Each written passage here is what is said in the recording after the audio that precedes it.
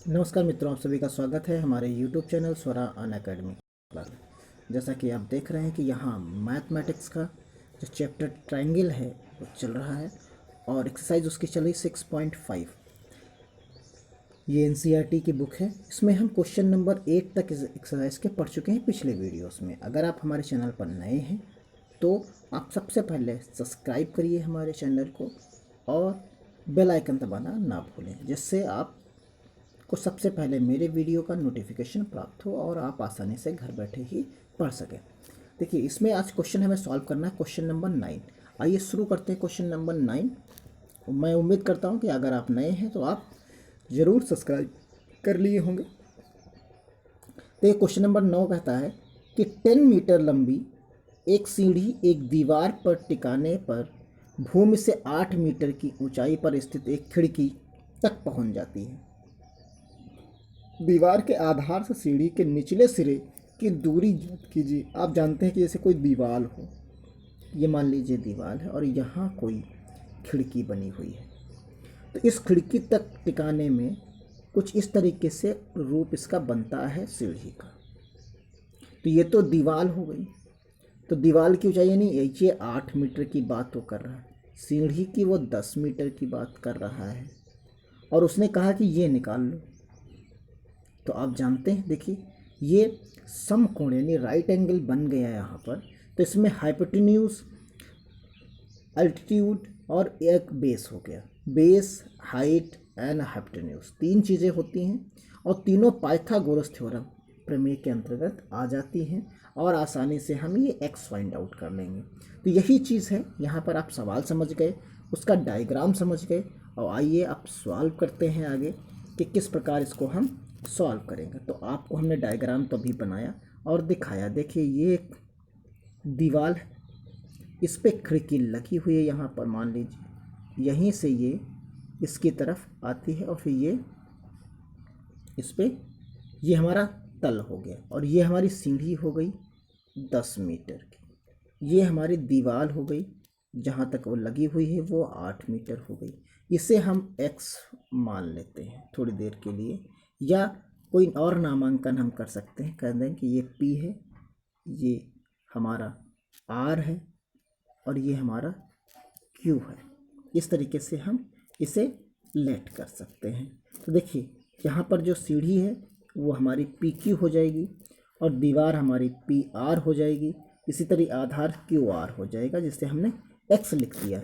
अब यहाँ पर ये समकोण के रूप में बनेगा। तो यहाँ PQR में हम देखते हैं तो हम क्या लिख देंगे कि इसमें हम लिख सकते हैं PQ square equal to PR square plus QR square. और यहाँ पाइथागोरस लग गया तो यानी यहाँ क्या हो जाएगा, ये 10 स्क्वायर हो जाएगा इक्वल टू आपको ये PR 8 स्क्वायर हो जाएगा और यहाँ ये हमने x माना है तो ये x हो जाएगा। ये पाइथागोरस प्रमेय है। पाइथागोरस प्रमेय के अनुसार हमको इसने हमने यहाँ पर लगाया। अगर आप लिखना चाहें तो यहाँ लिख सकते हैं पाइथागोरस, ये हमारा प्रमेय है। इसी के थ्रू हम लगाएंगे। यही हमारा हम यहाँ पर प्रयोग पाइथागोरस प्रमेय का हम प्रयोग कर रहे हैं। तो यहाँ कितना हो जाएगा, ये 100 हो जाएगा, ये 64 हो जाएगा और ये हमारा x स्क्वायर रहेगा। यानी आप क्या कह सकते हैं, 100 में से 64 को घटा दीजिए, यहाँ तो x स्क्वायर रहेगा ही रहेगा। यहाँ आप 100 में से 64 घटाइए तो आंसर आपको मिल जाएगा 36। यहाँ x इक्वल टू आप 36 लिख दीजिए। इसके गुणनखंड करेंगे तो कितना मिलेगा, 6 मल्टीप्लाइड बाई 6, एक बाहर आ जाएगा x, यानी जो तल की लंबाई होगी वो 6 मीटर होगी। यानी इसे हम लिख देंगे ये 6 मीटर होगी। यानी दीवार से और सीढ़ी के आधार के निचले हिस्से की दूरी जो होगी वो 6 मीटर होगी। आइए अगले क्वेश्चन को देखते हैं। अगला क्वेश्चन कहा सुने, 18 मीटर ऊंचे एक ऊर्ध्वाधर खंभे के ऊपरी हिस्से ऊपरी सिरे से एक तार का एक सिरा जुड़ा हुआ है, यानी कोई एक खंभा है, इस तरीके से मान लीजिए इसकी लंबाई कितनी है 18 मीटर है।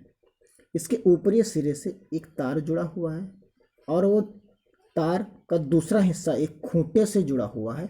खंभे के आधार से खूंटे को कितनी दूरी पर गाड़ा जाए कि तार तना रहे, जबकि तार की लंबाई 24 है। बिल्कुल सेम सवाल है, बस केवल यहाँ पर वैल्यूज़ बदल दी गई हैं और चीज़ों को दूसरी तरीके से रिप्रेजेंट किया गया है। सेम क्वेश्चन है, सेम, बस केवल वैल्यू चेंज की गई हैं यहाँ पर। आइए इसको भी लगाते हैं, आप आसानी से लगा लेंगे। तो ये हमारा खंभा रहा, ये हमने तार बांध दिया और ये तो 24 मीटर यहाँ हो गया और ये 18 मीटर हो गया। ये भी हम फिर से x मान लेते हैं यहाँ पर, और जैसे ही x हम मान लेंगे तो आप जानते हैं कि एक ट्रायंगल हमने A, B एंड C, तो हम यहाँ पर लिख देते हैं कि समकोण त्रिभुज है हमारे पास। समकोण त्रिभुज A, B, C हमने कंसीडर कर लिया।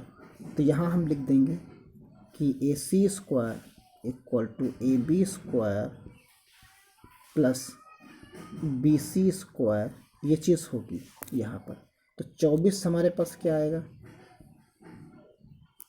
ये चीज़ आएगी 18 का होल स्क्वायर आएगा प्लस यहाँ पर क्या आएगा x स्क्वायर आएगा, ये चीज़ आ जाएगी यहाँ। अब इसको हमें क्या करना है, सॉल्व कर लेना है। तो देखिए 24 का जो आएगा स्क्वायर और जो 18 का स्क्वायर आएगा, दोनों को हम कैसे लिख देते हैं, देखिए x स्क्वायर, आप चाहो तो 24 का स्क्वायर कर लो, कई तरीके हो सकते हैं।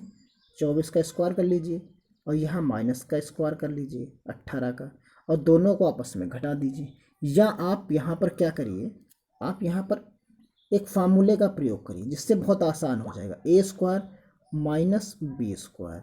जैसे हमने एक बार इसको प्रयोग किया और अगले वाले में 24 माइनस 18 लिख दिया, तो आपको देखिए क्या मिलेगा, 24 और 18 ऐड होके आपको यहाँ मिल जाएगा 42 मल्टीप्लाइड बाई 6 मिल जाएगा, यहाँ पर 6 मिल जाएगा। अब यहाँ पर आप क्या कर सकते हैं, इन दोनों को मल्टीप्लाई करेंगे तो मल्टीप्लाई करने पर आपको 252 मिल जाएगा। अब देखिए आपके पास AC है, वहाँ AC स्क्वायर था, हमने यहाँ AC लिखा, और AC लिखा तो आप जानते हैं यहाँ इसके फैक्टर्स लिख दीजिए, 6 मल्टीप्लाइड बाई 7, ये चीज़ आप लिख सकते हैं। तो यहाँ से आपको क्या मिलेगा, 6 बाहर मिल जाएगा और √7 बाहर मिलेगा, तो ये मीटर इतनी इसके मान हो जाएगा। तो इस प्रकार खंभे से खूंटे की जो दूरी होगी वो 6√7 आपकी वैल्यू हो जाएगी। इसी प्रकार चलते हैं अगले क्वेश्चन की तरफ। अगला क्वेश्चन देखिए क्या कह रहा है, एक हवाई जहाज एक हवाई अड्डे से उत्तर की ओर 1000 किलोमीटर, ये चाल हो गई हमारी, से उड़ता है। इसी समय एक अन्य हवाई जहाज उसी हवाई अड्डे से पश्चिम की ओर, यानी मान लीजिए कोई इधर की तरफ उड़ रहा है और एक दूसरा इधर की तरफ उड़ रहा है, ये मान के चलना है हमें। या जैसा हम यहाँ पेपर पर ड्रॉ करते हैं तो क्या करते हैं ड्रॉ, ये हमारा नॉर्थ हो जाता है, ये हमारा साउथ हो जाता है, ये हमारा वेस्ट हो जाता है और ये ईस्ट हो जाता है। या तो हम इस पैटर्न पर बनाएं या तो हम इस पैटर्न पर हम बनाएं।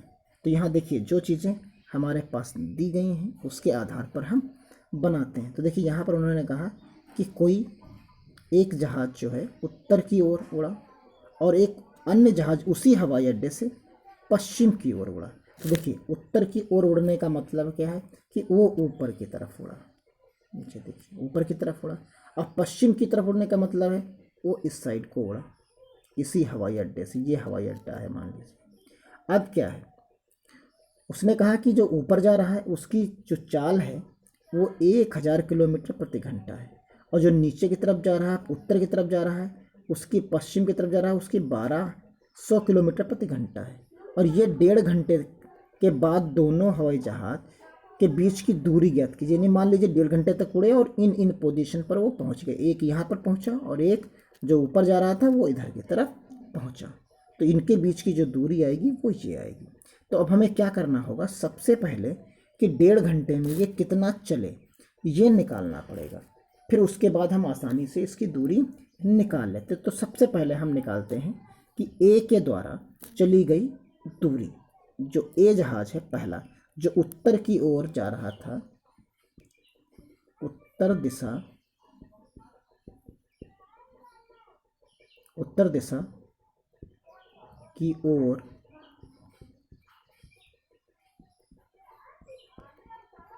जाने वाला जहाज की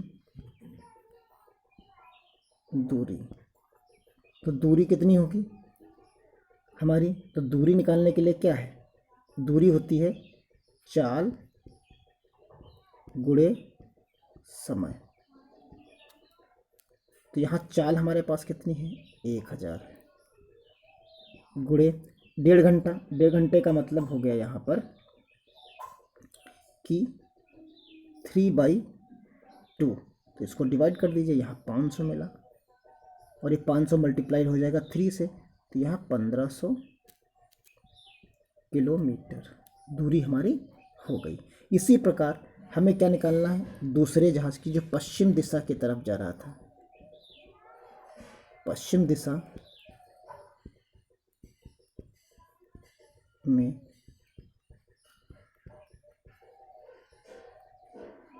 जाने वाला जहाज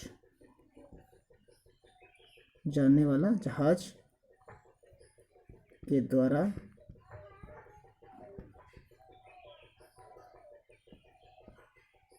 तय दूरी बराबर क्या रहेगा, चाल गुणे समय। तो यहाँ कितना मिलेगा, चाल हमारे पास कितनी है आप जानते हैं, चाल जो आपको मिली थी उसने कहा था कि 1200, और ये समय उतना ही है, तो यहाँ डिवाइड करिए, तो यहाँ हो गया 600, यहाँ कितना मिलेगा 600 3 1800 किलोमीटर। अब ये दो चीज़ें आपको मिल गई। अब देखिए कहाँ कहाँ इनको हम पुटअप करेंगे। तो यहाँ आप देखिए इस जगह पर कि ये उत्तर की तरफ जा रहा था जहाज और ये पश्चिम दिशा की तरफ जा रहे थे जहाज। तो हमने माना कि इतनी इतनी दूरी तक वो पहुंच गए होंगे। तो ये जो पहुंचे तो ये 1500 किलोमीटर पहुंचे हैं मान लो, ये 1800 किलोमीटर पहुंचे हैं।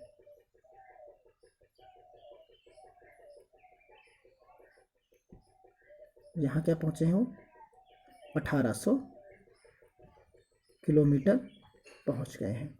तो ये दूरी इसकी हो जाती है। तो इस प्रकार हम डायग्राम यहाँ पर बना लेते हैं। तो देखिए यहाँ जो डायग्राम बनेगा वो क्या बन जाएगा, ए मान लीजिए, ये इसको बी मान लीजिए, इसको सी मान लीजिए, और ए पे हमारा हवाई अड्डा है। तो यहाँ से हम इस पाइथागोरस प्रमेय लगा सकते हैं और यहाँ लिख देंगे कि जो है हमारे पास क्या है, समकोण है।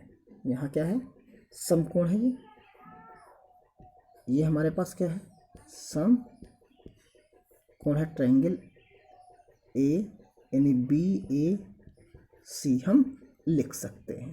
तो देखिए यहाँ पर क्या लिखेंगे, सबसे पहले हम लिखेंगे B C square equal to A B square plus A C square. ये हमारे डायग्राम के मानने के ऊपर होता है। तो यहाँ पर हमें बी सी चाहिए, तो बी सी चाहिए तो हम आसानी से बी सी को लिख सकते हैं। देखिए यहाँ पर बी सी आएगा, बी सी क्या होगा, यहाँ 1500 लिखेंगे, ये बी जो हमारा है वो 1500 हो गया, यहाँ 1800 हो गया। दोनों को जब हम वर्क करेंगे तो 15 को जब करेंगे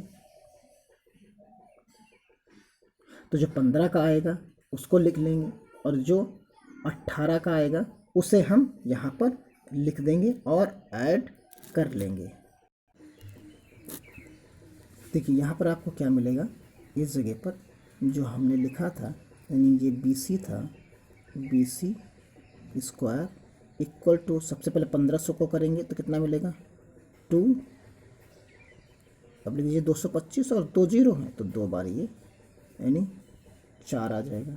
इसी प्रकार 1800 तो 18 का करते हैं तो आपको कितना मिलता है 324 मिलता है, और बाकी वो दो जीरो की जगह पर 4 जीरो रख दीजिए।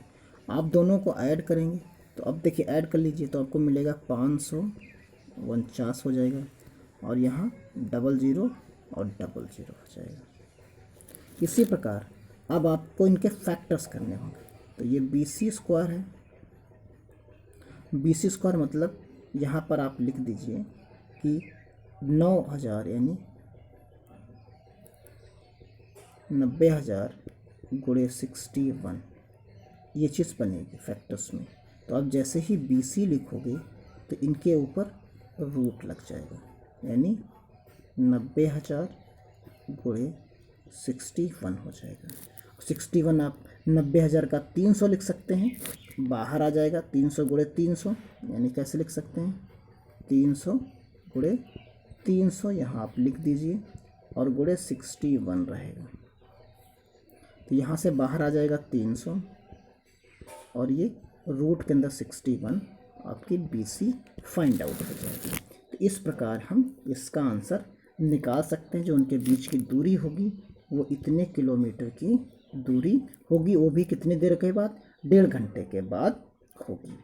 तो आइए अगला सवाल देखते हैं। अगले सवाल में देखिए क्या है आपके पास। अगले सवाल में उसने कहा कि 2 खंभे हैं जिनकी ऊंचाई 6 मीटर और 11 मीटर है। तो देखिए यहाँ क्या है कि 2 खंभे हैं, मान लीजिए ये 2 आपके पास खंभे हैं, एक ये खंभा है और एक इससे बड़ा खंभा है, इनके बीच इस तरीके से चीज़ें हैं मान लीजिए। अब उन्होंने कहा कि ये 6 मीटर का है और ये 11 मीटर का है। अब उसने कहा कि ये समतल भूमि पर खड़े हैं यदि इनके पाद बिंदु यानी जो नीचे का बिंदु होता है उसे ही कहते हैं,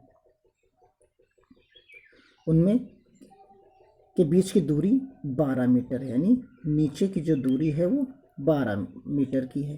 तो इनके ऊपरी सिरों के बीच की दूरी ज्ञात कीजिए, यानी ये दूरी हमें ज्ञात करनी। तो आप सोचिए खंभे सीधे लगे होंगे तो ये भी तो 12 मीटर हो जाएगी, ये पूरी 11 है तो इतनी यहाँ से यहाँ तक की कितनी हो जाएगी 6 हो जाएगी, तो ऊपर की कितनी हो जाएगी ये 5 हो जाएगी।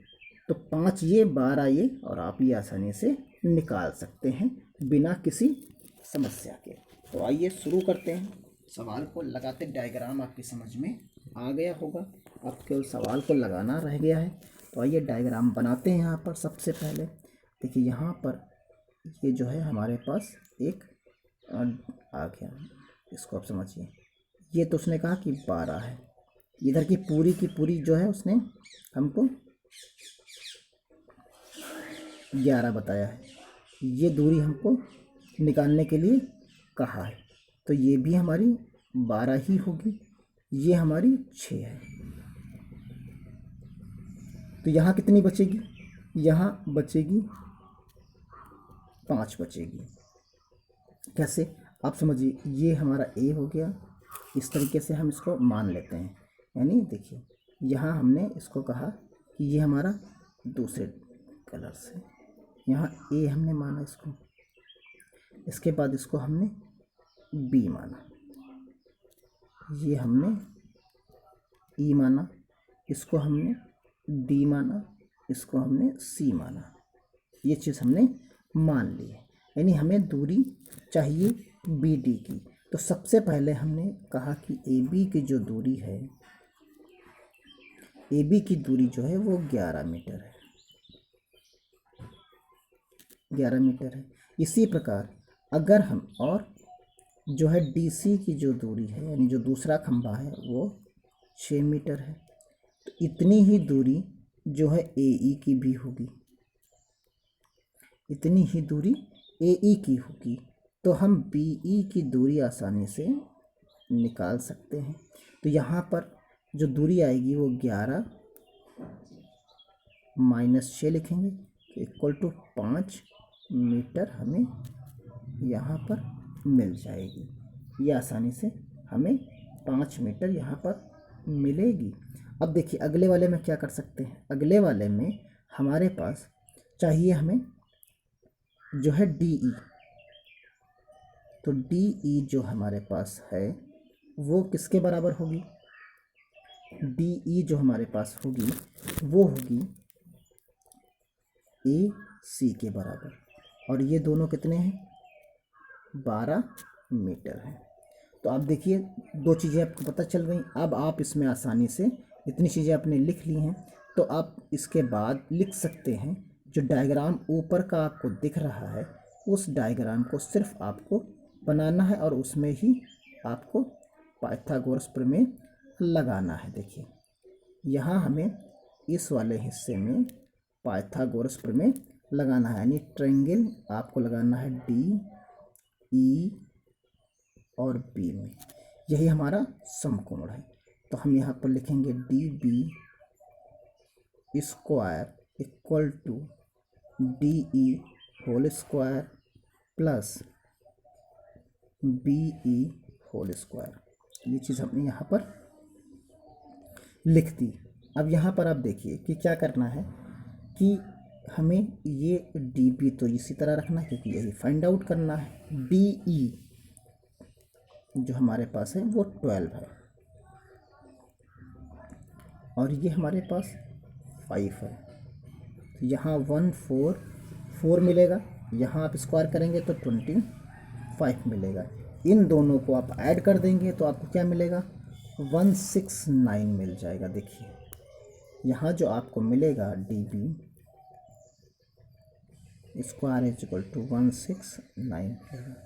अब आप डी बी को लिख दीजिए 169, तो यहाँ आपको फैक्टर्स मिल जाएंगे 13 मल्टीप्लाइड बाई 13, तो आप यहाँ आंसर पा जाएंगे 13 मीटर, यानी जो आंसर आपको मिलेगा वो 13 मीटर होगा।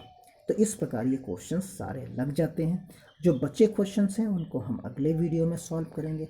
आप बने रहें हमारे चैनल पर, आप सब्सक्राइब करिए चैनल को, अपने दोस्तों को ज़रूर भेजिए। यहाँ पर हम एक एक क्वेश्चंस पूरी एनसीईआरटी का सॉल्व करेंगे, उसके बाद मॉडल पेपर और जो है आए हुए क्वेश्चंस को भी हम प्रैक्टिस सेट के तौर पर सॉल्व करेंगे। यानी आपको कहीं जाने की ज़रूरत नहीं है मैथ पढ़ने के लिए, आप घर पे आराम से पढ़ सकते हैं। एक एक क्वेश्चंस को हम यहाँ पढ़ाएंगे। धन्यवाद। जय हिंद, जय भारत।